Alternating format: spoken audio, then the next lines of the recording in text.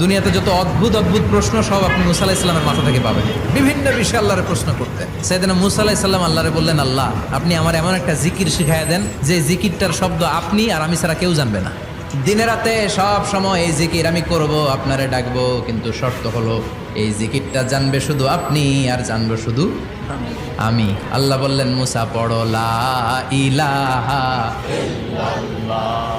মুসা আলাইহিস সালাম কয়, মাবুদ এটা তো জাতীয় জিকির, সবাই জানে। আমি তো চাইছি এক্সেলেন্ট একটা জিকির, কারো কাছে নাই, শুধু আমি জানবো আর আমি পড়বো।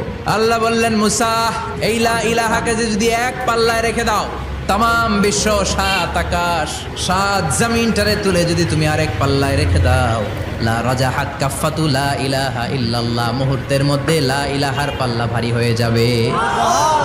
ও মুসা, তুমি যতই এক্সক্লুসিভ জিকির চাও, লা ইলাহার চেয়ে দামি জিকির আমার কাছে নাই।